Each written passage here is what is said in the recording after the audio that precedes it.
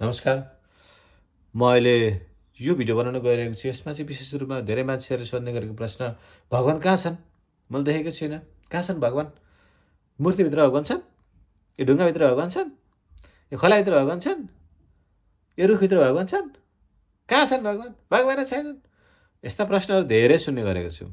उहाँहरू सम्पूर्णको लागि यो भिडियो हेर्नुहोला। भगवान म तपाईँलाई आज भगवानको दर्शन गराइदिन्छु। यो भिडियो राम्रोसँग तपाईँले सुन्नुभयो भने तपाईँले आज साक्षात भगवानको दर्शन पाउनुहुनेछ। ध्यान दिएर सुन्नुहोला। तपाईँको म आज 8-10 मिनट लिन्छु। 10 मिनटमा तपाईँले भगवान कहाँ छन् भन्ने कुरा दर्शन पाउनुहुनेछ। ध्यान दिएर सुन्नुहोला। मान्छेको बनावट कसरी भएको हुन्छ शरीरमा भन्दाखेरि तपाईँ कहाँ हुनुहुन्छ अहिले? तपाईँलाई एउटा प्रश्न मैले सोधेँ।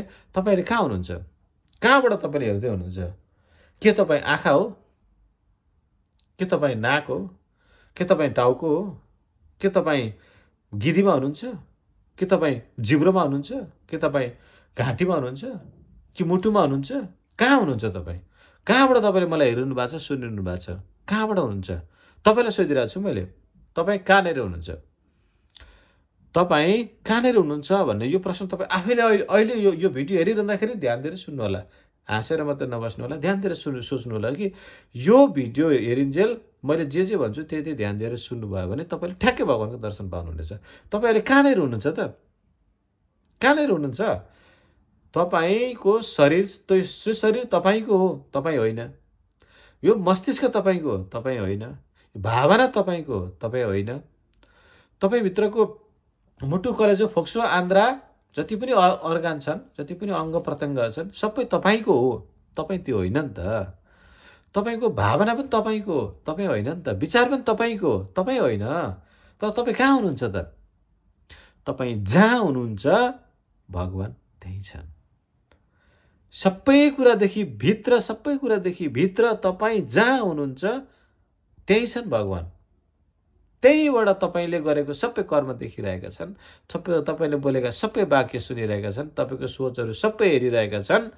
तपाईँ जहाँ हुनुहुन्छ त्यहीबाट भगवान हेरिरहेका छन्।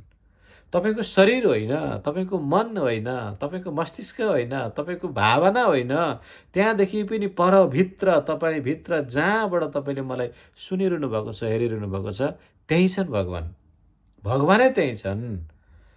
त्यस कारणले गर्दाखेरि यो भगवानलाई दायाँ खोज्ने, बायाँ खोज्ने, नदीमा खोज्ने, मन्दिरमा खोज्ने, यो त्यहाँ भगवान खोज्न जाने होइन।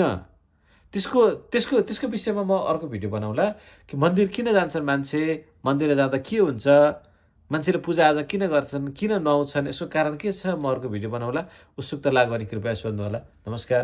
जय श्री राम, जय श्री राधे, जय शिव शम्भो।